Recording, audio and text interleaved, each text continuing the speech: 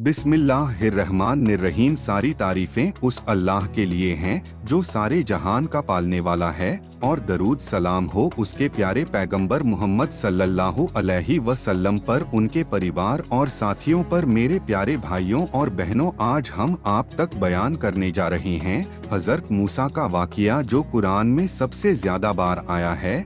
और यह वाक़िया हमें सब्र का सबक देता है, अल्लाह पर भरोसे का सबक देता है और अल्लाह की ताकत का निशान दिखाता है। भाइयों और बहनों, वह ज़माना मिस्र का था जब एक जालिम हाकिम फ़रौन अपनी ताकत और घमंड में इतना बढ़ चुका था कि वह अपनी कौम से कहता था, मैं ही तुम्हारा सबसे बड़ा ईश्वर हूँ। इंसान होकर खुद को ईश्वर कहना यह कुफ्र और घमंड की इंतहा थी। लेकिन अल्लाह की धरती पर अल्लाह के सिवा कोई खुदा हो ही नहीं सकता।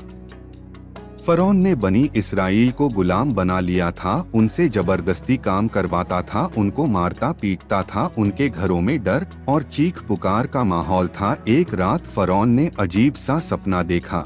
उसने देखा कि बनी इसराइल की तरफ से एक आग उठी और उसकी हुकूमत को जलाकर राख कर दिया। उसने दरबार के जादूगरों और विद्वानों को बुलाया और उनसे पूछा, यह सपना कैसा है? उन्होंने कहा, बनी इसराइल से एक बच्चा पैदा होगा जो तेरी हुकूमत को पलट देगा और तेरा तख्त खत्म कर देगा। भाइयों, जरा सोचो, यह खबर सुनकर फ़रौन कितना डर गया होगा। उसने फौरन हुक्म दे दिया कि बनी इसराइल के हर नवजात लड़के को कत्ल कर दो और हर लड़की को जिंदा छोड़ दो। मिस्र की गलियों में खून बहने लगा, माँ की गोद से बच्चों को छीना जाने लगा।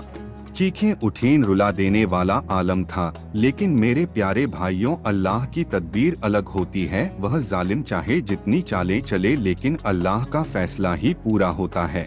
इसी दौर में अल्लाह ने हजरत मूसा को पैदा किया। उनकी माँ का दिल कांप रहा था, अगर सिपाही आ गए तो बच्चे को मार डालेंगे। उसी वक्त अल्लाह ने उनकी माँ के दिल में वही डाली कि मूसा को दूध पिलाओ और जब डर लगे तो उसे दरिया में डाल दो। मत घबराना और मत उदास होना, हम उसे तुम्हें वापस लौटाएंगे और उसे अपना पैगंबर बनाएंगे।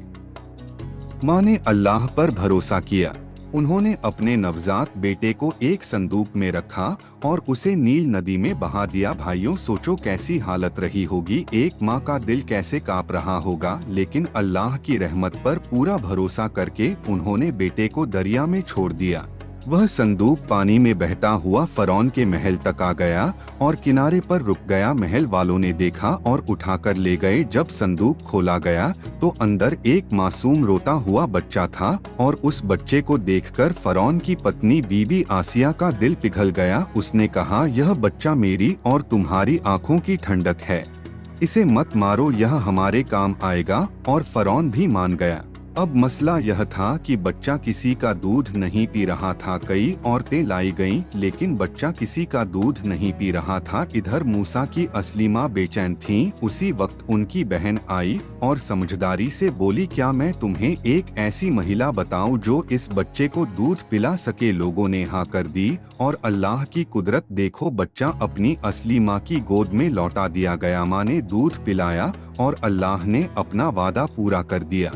मेरे प्यारे भाइयों और बहनों, यह था हजरत मूसा के वाक़िए का पहला हिस्सा, जिसमें हमने सुना कि कैसे फ़रौन का घमंड और जुल्म, कैसे अल्लाह ने उसकी चालों को पलट दिया और कैसे एक माँ का भरोसा अपने बेटे को वापस उसकी गोद तक ले आया। यही अल्लाह की रहमत है और यही सबक है कि इंसान जब अल्लाह पर पूरा भरोसा करता है तो अल्लाह उसे कभी जाया नहीं करता।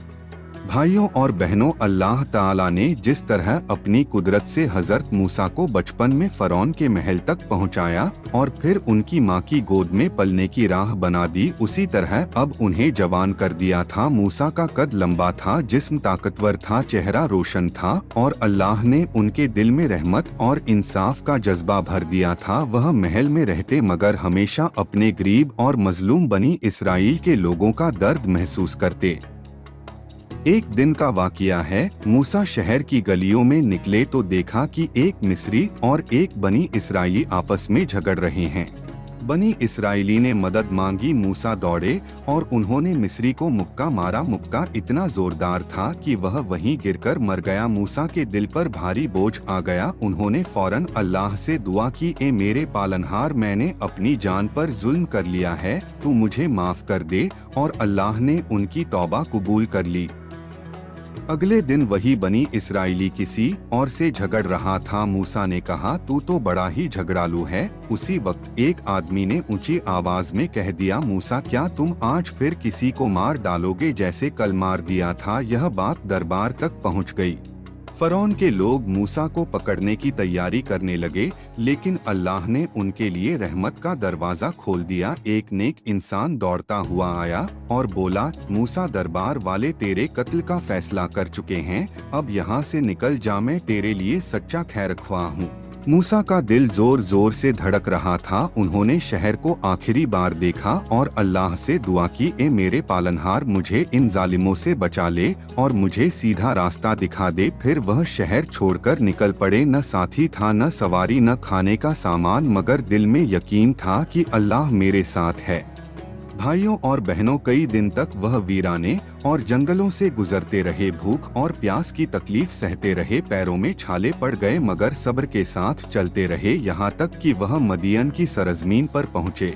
वहाँ एक कुएं पर देखा बहुत से लोग अपने जानवरों को पानी पिला रहे हैं और दो लड़कियां किनारे पर खड़ी हैं, अपने जानवरों को रोके हुए। मूसा ने पूछा, तुम क्यों नहीं पिलाती? तो उन्होंने कहा, हम औरतें मर्दों के बीच धक्का मुक्की नहीं कर सकती। हम तब तक इंतजार करती हैं जब तक सब लोग चले नहीं जाते, और हमारा बूढ़ा बाप बहुत कमजोर है, खुद आकर पानी नहीं भर सकता।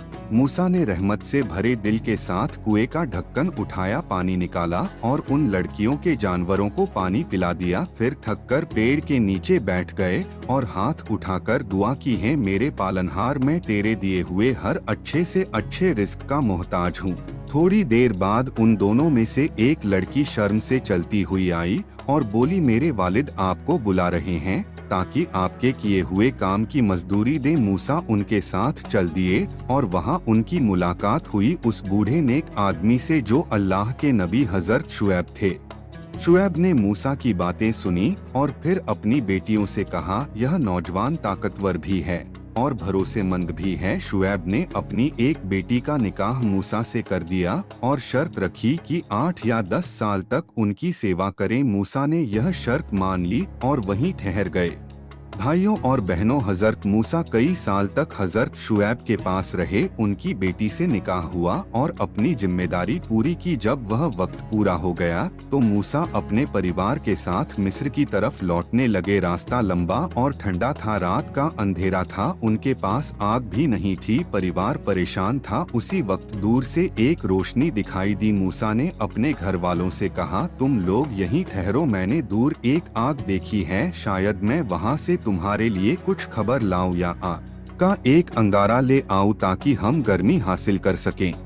भाइयों और बहनों, मूसा उस रोशनी की तरफ बढ़े। यह कोई आम रोशनी नहीं थी, यह तूर पहाड़ पर अल्लाह का नूर था। जैसे ही वह वहां पहुंचे, एक पुकार आई, ऐ मूसा, मैं ही तेरा पालनहार हूँ, जूते उतार दे, तू पाक वादी तुवा में खड़ा है, मैंने तुझे चुन लिया है, अब जो मैं कहूँ उसे ध्यान से सुन। मूसा कांप उठे, दिल दहल गया। अल्लाह ने फरमाया, मूसा, मैं ही अल्लाह हूँ, मेरे सिवा कोई माबूद नहीं, तू मेरी ही इबादत कर और नमाज कायम कर ताकि मुझे याद करता रहे। क़यामत का दिन जरूर आने वाला है, हर शख्स को उसी का बदला मिलेगा। फिर अल्लाह ने मूसा से पूछा, तेरे हाथ में क्या है? ऐ मूसा, उन्होंने कहा, यह मेरी लाठी है, मैं इस पर टेक लगाता हूँ, अपने जानवरों के लिए पत्ते झाड़ता हूँ और इसमें और भी बहुत काम है। अल्लाह ने फरमाया, मूसा, इसे जमीन पर डाल दे। जैसे ही मूसा ने लाठी को डाला, वह अचानक जिंदा अजगर बन गई। मूसा डरकर पीछे हटे, मगर अल्लाह ने फरमाया, मूसा डर मत, इसे पकड़ ले और हम इसे फिर से लाठी बना देंगे। फिर अल्लाह ने फरमाया, अपना हाथ अपनी बगल में डाल। मूसा ने डाला और निकाला तो हाथ चांद की तरह चमक रहा था। अल्लाह ने कहा, ये 2 बड़ी निशानियां हैं, अब जा और फरौन के पास जा, वह बहुत ज्यादा सरकश हो गया है। भाइयों और बहनों, मूसा बहुत घबराए। उन्होंने दुआ की, ए मेरे पालनहार, मेरा सीना खुला कर दे, मेरा काम आसान कर दे, मेरी जुबान की गिरह खोल दे ताकि लोग मेरी बात समझ सकें, और मेरे लिए मेरे भाई हारून को मददगार बना दे। तू उसे भी अपना नबी बना दे और हमें अपनी राह पर मजबूत कर दे। अल्लाह ने उनकी दुआ कबूल की और फरमाया, मूसा, हमने तेरे भाई हारून को भी नबी बना दिया। अब तुम दोनों फरौन के पास जाओ, मगर मुलायम लहजे में बात करना, शायद वह सच मान ले या डर जाए। भाइयों और बहनों, हजरत मूसा और हजरत हारून अल्लाह का पैगाम लेकर फरौन के दरबार की तरफ रवाना हुए। यह कोई छोटा काम नहीं था। दुनिया का सबसे बड़ा जालिम शासक जो खुद को खुदा कहता था, उसके सामने अल्लाह का संदेश सुनाना था। मगर दोनों भाइयों के दिलों में यकीन था कि अल्लाह हमारे साथ है। जब वे दरबार में पहुँचे तो फरौन ने ताज और तख्त के घमंड में कहा, मूसा, तू कौन है और तेरा मालिक कौन है? मूसा ने बेहद नरम लहजे में कहा, हमारा मालिक वह है जिसने सारी दुनिया बनाई, जिसने हर चीज को पैदा किया और उसे रास्ता दिखाया। वही है जो हमें जिंदगी देता है और मौत देता है। फरौन चौंक उठा, बोला, अगर तूने मुझे छोड़कर किसी और को खुदा माना तो मैं तुझे कैद कर दूंगा। मूसा ने कहा, क्या अगर मैं तेरे पास कोई साफ निशानी ले आऊं तो भी नहीं मानेगा? फरौन ने घमंड से कहा, ला मुझे दिखा अपनी निशानी। मूसा ने अपनी लाठी फेंकी, वह अजगर बनकर जमीन पर लहराने लगी। फिर उन्होंने हाथ निकाला, वह चांद की तरह चमक रहा था। दरबार वाले दंग रह गए। फरौन ने कहा, यह तो जादू है, और उसने पूरे मिस्र से जादूगर बुलाने का हुक्म दिया। एक बड़ा मैदान सजाया गया, हजारों लोग जमा हुए। जादूगरों ने कहा, मूसा, पहले तू फेंक या हम फेंके? मूसा ने कहा, तुम पहले फेंको। उन्होंने रस्सियां और लकड़ियां फेंकी। लोगों की आंखों को जादू से धोखा दिया। सबको लगा जैसे सांप रेंग रहे हों। लोग डर गए। भाइयों और बहनों, उस वक्त अल्लाह ने मूसा के दिल में सुकून डाला। कहा, डर मत, तू ही गालिब रहेगा। और जब मूसा ने अपनी लाठी फेंकी तो वह अजगर बनकर सब नकली सांपों को निगल गया। लोग दंग रह गए। जादूगर हैरान रह गए और उन्होंने सजदा किया और कहने लगे, हम ईमान लाए उस पर जो मूसा और हारून का रब है। फरौन का घमंड टूटने लगा, मगर उसका दिल और सख्त हो गया। उसने कहा, क्या मेरी इजाजत के बिना तुम ईमान ले आए? मैं तुम्हारे हाथ और पांव काट दूंगा और तुम्हें सूली पर चढ़ा दूंगा। मगर जादूगर डटे रहे और बोले, हम अपने पालनहार की तरफ लौटेंगे। तू चाहे जितना जुल्म कर ले, हम अब अल्लाह का इनकार नहीं करेंगे। भाइयों और बहनों, फरौन की नफरत और जुल्म बढ़ता चला गया बनी इसराइल पर, और ज्यादा सितम ढाए जाने लगे। यहाँ तक कि अल्लाह ने मूसा को हुक्म दिया कि अपनी कौम को लेकर मिस्र से निकल जाओ और रात के अंधेरे में सफर करो। भाइयों और बहनों, अल्लाह ने जब हजरत मूसा को नबूवत दी और उनके हाथ में निशानियां दी तो यह सिर्फ चमत्कार दिखाने के लिए नहीं था, बल्कि बनी इसराइल को फरौन की गुलामी से निकालकर अल्लाह की इबादत की तरफ लाना मकसद था। अल्लाह का हुक्म आया, मूसा, अपनी कौम को लेकर मिस्र से निकल जाओ और रात के अंधेरे में रवाना हो जाओ। मूसा ने अपनी कौम बनी इसराइल को इकट्ठा किया। यह लोग सालों से फरौन के जुल्म के तले दबे थे। बच्चों को कत्ल किया जाता और औरतों को बेइज्जती झेलनी पड़ती थी। जब अल्लाह का हुक्म आया तो वह सब उठ खड़े हुए और मूसा के साथ निकल पड़े। रात का सन्नाटा था। लोग अपने घरों से चुपचाप निकल रहे थे। बुजुर्ग भी थे, बच्चे भी थे और औरतें भी थी। तकरीबन 60,000 से ज्यादा लोग थे। भाइयों और बहनों, इधर फरौन को जब खबर मिली कि मूसा अपनी कौम को लेकर भाग रहे हैं तो उसका घमंड और गुस्सा उबल पड़ा। उसने अपने लश्कर को इकट्ठा किया। हाथियों और घोड़ों पर बैठा सिपाही हथियारों से लैस और उनके पीछे पीछे। फरौन खुद अपनी ताकत के नशे में निकला। उसने कहा, आज मैं मूसा और उसकी कौम का काम तमाम कर दूंगा। सुबह का वक्त हुआ। मूसा और बनी इसराइल आगे बढ़ते बढ़ते दरियाए कुलजुम यानी लाल सागर के किनारे पहुंच गए। आगे समुंदर की लहरें, पीछे फरौन का लश्कर। लोग घबरा गए और कहने लगे, मूसा, अब तो हम पकड़े गए। न आगे कोई रास्ता है न पीछे बचने की उम्मीद। मूसा ने पूरे यकीन के साथ कहा, हरगिज नहीं, मेरे साथ मेरा पालनहार है, वही मुझे राह दिखाएगा। भाइयों और बहनों, उस वक्त अल्लाह की तरफ से हुक्म आया, मूसा अपनी लाठी को दरिया पर मारो। मूसा ने लाठी उठाई और पानी पर मारी। अल्लाह की कुदरत देखो, समुंदर की लहरें फट गईं और 12 बड़े रास्ते बन गए। हर रास्ता बनी इसराइल के एक बीले के लिए था। पानी पहाड़ की तरह दोनों तरफ खड़ा हो गया और बीच में सूखी जमीन निकल आई। मूसा ने कहा, ए मेरी कौम, अल्लाह की मदद आ चुकी है, आगे बढ़ो। बनी इसराइल अपने बच्चों और सामान के साथ उन रास्तों पर चल पड़े। हर कोई अपनी आंखों से अल्लाह की कुदरत देख रहा था। इधर फरौन अपने लश्कर के साथ पहुंच गया। उसने देखा कि समुंदर के बीच रास्ते बने हुए हैं। उसके घमंड ने उसे अंधा कर दिया। बोला, अगर मूसा और उसके साथी निकल सकते हैं तो हम क्यों नहीं। उसने अपने घोड़ों और हाथियों को आगे बढ़ने का हुक्म दिया। हजारों सिपाही मूसा और बनी इसराइल के पीछे समुंदर के रास्तों में उतर गए।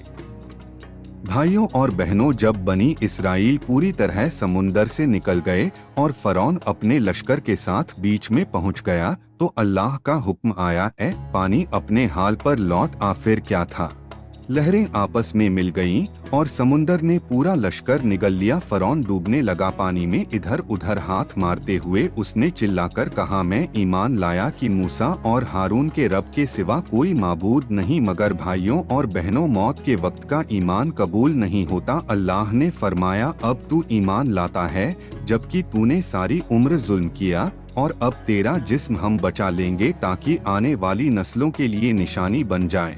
भाइयों और बहनों, उस दिन फरौन का घमंड समुंदर में डूब गया। उसका बड़ा सा लश्कर पानी में समा गया और बनी इसराइल अल्लाह की मदद से सलामत बच गए। यह अल्लाह की सबसे बड़ी निशानियों में से एक थी।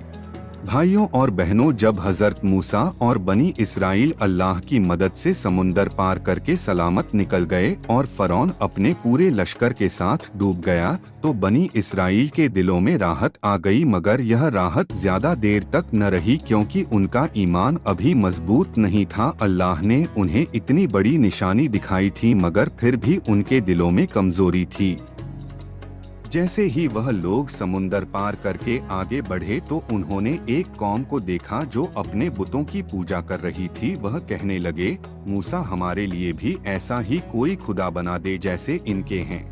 मूसा बहुत नाराज हुए और बोले, क्या तुम अल्लाह को भूल गए जिसने अभी अभी तुम्हें इतनी बड़ी मुसीबत से निकाला? क्या तुम फिर से बुतों की पूजा करना चाहते हो? भाइयों और बहनों, सफर चलता रहा। रेगिस्तान की गर्मी, भूख और प्यास ने सबको परेशान कर दिया। बनी इसराइल ने मूसा से शिकायत की कि हमें खाने को कुछ नहीं है, पीने को पानी नहीं है। मूसा ने अल्लाह से दुआ की। अल्लाह ने अपनी रहमत से आसमान से मन्न और सलवा उतारा। मन मीठी चीज थी, जैसे शहद और सलवा परिंदे थे जो आसानी से पकड़ में आ जाते। लोग खाते और पेट भरते। अल्लाह का शुक्र अदा करना चाहिए था मगर उन्होंने नाशुक्री की और कहने लगे, हमें प्याज चाहिए, हमें मसूर चाहिए, हमें दाल चाहिए। प्यास लगी तो मूसा ने दुआ की। अल्लाह ने हुक्म दिया, अपनी लाठी से पत्थर पर मारो। मूसा ने मारा तो उस पत्थर से 12 सोते फूट पड़े। हर बीले के लिए अलग सोता था। सबने पानी पिया और सुकून पाया।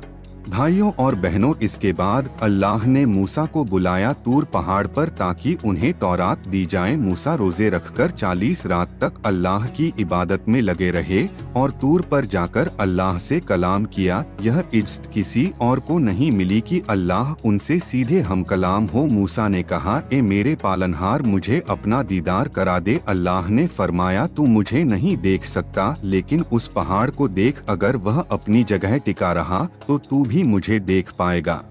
फिर जब अल्लाह का नूर पहाड़ पर पड़ा तो पहाड़ टुकड़े टुकड़े हो गया और मूसा बेहोश होकर गिर पड़े। होश आया तो कहने लगे, ए मेरे पालनहार, मैं तुझी पर ईमान लाता हूँ।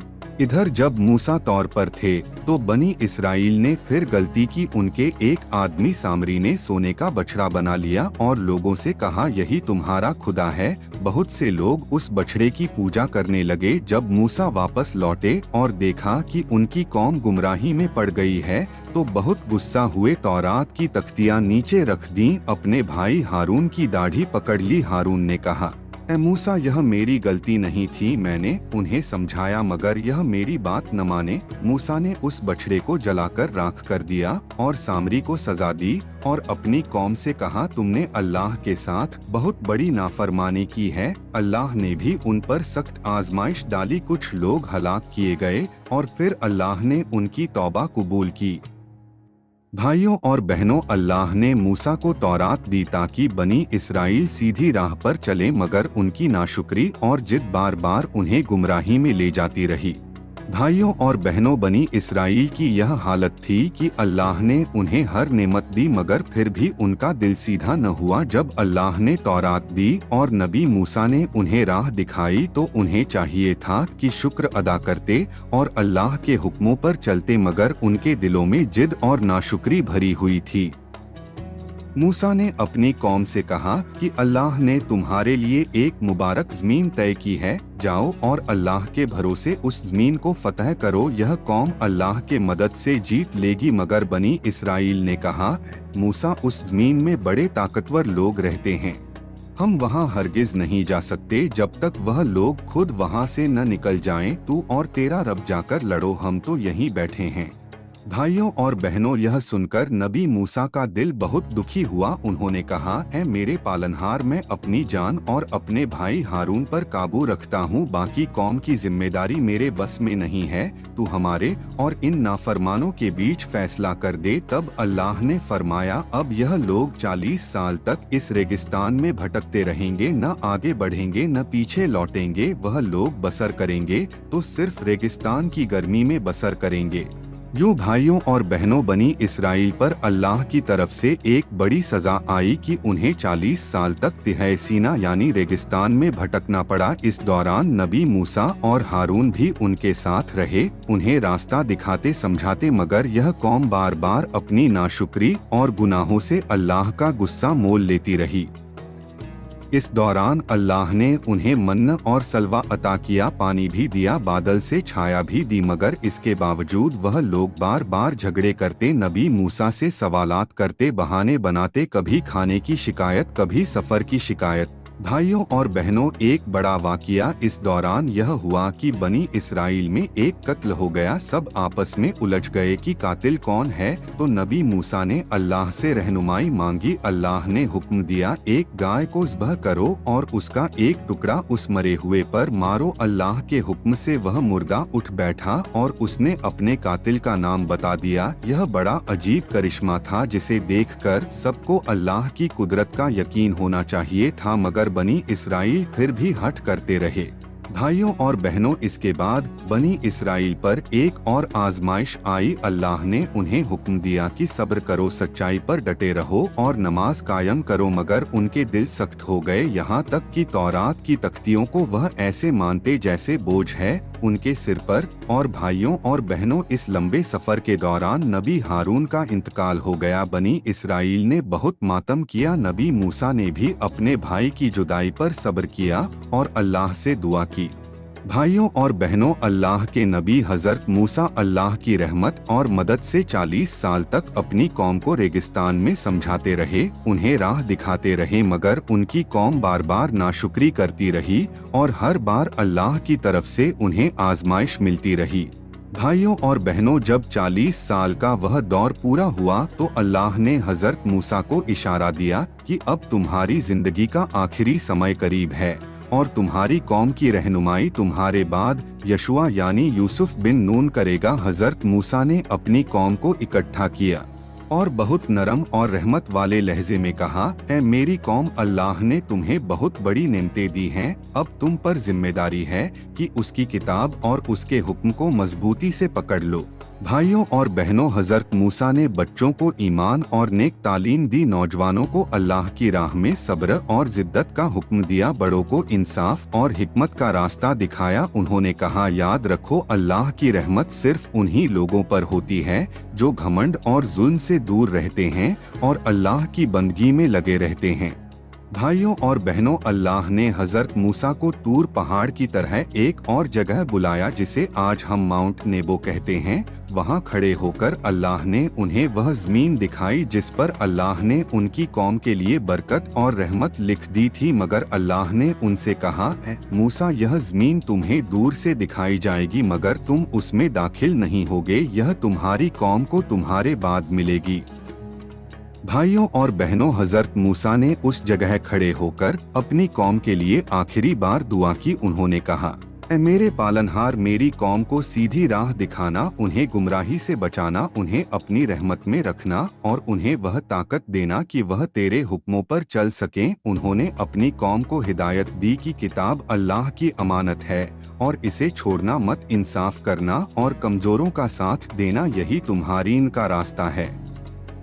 भाइयों और बहनों, फिर वह घड़ी आ गई जब अल्लाह ने अपने नबी मूसा को अपने पास बुला लिया। उनका इंतकाल हुआ, बहुत ही सुकून और रहमत के साथ हुआ और अल्लाह ने उनकी कब्र की जगह को छुपा दिया ताकि कोई उनकी कब्र को पूजना न शुरू कर दे और कोई गुमराही न फैल जाए। अल्लाह ने उन्हें अपने करीब बुला लिया और उन्हें जन्नत की रहमतों में शामिल कर लिया। भाइयों और बहनों, हजरत मूसा की जिंदगी एक बहुत बड़ा सबक है। उनकी पूरी जिंदगी हमें सिखाती है कि अल्लाह की बंदगी ही असली कामयाबी है, सब्र और हिकमत ही असली ताकत है और नबी की राह पर चलना ही इंसान कीन है। भाइयों और बहनों, हम सबको चाहिए कि हम हजरत मूसा की इस जिंदगी से सबक लें, अल्लाह की इबादत करें, अल्लाह पर भरोसा रखें और हमेशा इंसाफ और रहमत का रास्ता अपनाएं। भाइयों और बहनों, बिस्मिल्लाहिर्रहमानिर्रहीम। सारे जहां का मालिक वही अल्लाह है जिसने आसमान और जमीन को बनाया, जिसने इंसान को पैदा किया और जिसे उसने अपनी बंदगी के लिए चुना और उसकी तरफ रहनुमाई के लिए नबी भेजे। उन्हीं महान नबियों में से एक अल्लाह के नेक बंदे हजरत मूसा थे। भाइयों और बहनों, अगर हम हजरत मूसा की पूरी जिंदगी को देखें तो हमें शुरू से आखिर तक एक ही सबक मिलता है कि अल्लाह पर भरोसा रखो और सिर्फ उसी से मदद मांगो। फिर चाहे सामने फरौन जैसा जालिम क्यों न हो, चाहे लाल समुंदर जैसी रुकावट क्यों न हो, चाहे रेगिस्तान की भूख और प्यास क्यों न हो और चाहे अपनी ही कौम की नाफरमानियां क्यों न हो, अगर इंसान अल्लाह के साथ सच्चा हो तो अल्लाह की मदद हर हाल में आती है। भाइयों और बहनों, हजरत मूसा की जिंदगी हमें यह भी सिखाती है कि जब अल्लाह का हुक्म आ जाए तो किसी चीज से डरना नहीं चाहिए। उन्होंने अकेले फरौन के सामने जाकर अल्लाह का पैगाम सुनाया और जब पूरी कौम समुंदर के किनारे डर रही थी तो उन्होंने कहा, मेरी कौम घबराओ मत, मेरे साथ मेरा रब है, वह मेरी मदद करेगा। और वाकई अल्लाह ने दरिया को रास्ता बना दिया। यह ईमान का सबसे बड़ा सबक है। भाइयों और बहनों, यह भी सबक है कि इंसान अगर नाशुक्रा हो जाए, अगर अल्लाह की नेमतों का कदर न करे तो सख्त सजा भी मिलती है। बनी इसराइल को कितनी नेमतें दी, मन्ना और सलवा दिया, पानी के सोते निकाले, बादलों की छाया दी, मगर जब उन्होंने अल्लाह की नाफरमानी की तो 40 साल रेगिस्तान में भटकते रहे। यह सब हमें सोचने पर मजबूर करता है कि कहीं हम भी अपनी जिंदगी में नाशुक्री तो नहीं कर रहे। भाइयों और बहनों, हजरत मूसा की आखिरी दुआ यही थी कि उनकी कौम सीधी राह पर रहे और अल्लाह ने उनकी आखिरी दुआ को सुना। उनके बाद उनकी कौम को नया रहबर मिला और वह आखिरकार उस ज़मीन में दाखिल हुए जो अल्लाह ने उनके लिए लिखी थी। मगर हजरत मूसा अल्लाह के पास बुला लिए गए और जन्नत की रहमतों में शामिल कर दिए गए। भाइयों और बहनों, हजरत मूसा की जिंदगी हमें 3 बड़ी बातें सिखाती है। पहली यह कि अल्लाह पर भरोसा रखो हर हाल में। दूसरी यह कि सब्र और हिम्मत से काम लो चाहे हालात कितने भी मुश्किल हों। तीसरी यह कि अल्लाह की नेमतों का शुक्र अदा करो और उसकी किताब और उसके नबियों की राह पर चलो। भाइयों और बहनों, अगर हम यह 3 बातें अपनी जिंदगी में अपना लें तो हमारी दुनिया भी संवर जाएगी और आखिरत भी रोशन हो जाएगी। भाइयों और बहनों, अब मैं आप सबसे गुजारिश करता हूं, अगर आपको यह बयान अच्छा लगा हो, अगर आपको हजरत मूसा की जिंदगी से कुछ सबक मिला हो तो इस वीडियो को लाइक जरूर कीजिए, अपने दोस्तों और घर वालों के साथ शेयर कीजिए और हमारे चैनल को सब्सक्राइब कीजिए ताकि आप तक ऐसे और भी बयान और किस्से पहुंचते रहें और हम सब मिलकर अल्लाह की राह पर चल सकें। अल्लाह हम सबको हजरत मूसा की सच्चाई, सब्र और ईमान को अपनी जिंदगी में अपनाने की तौफीक दे। आमीन।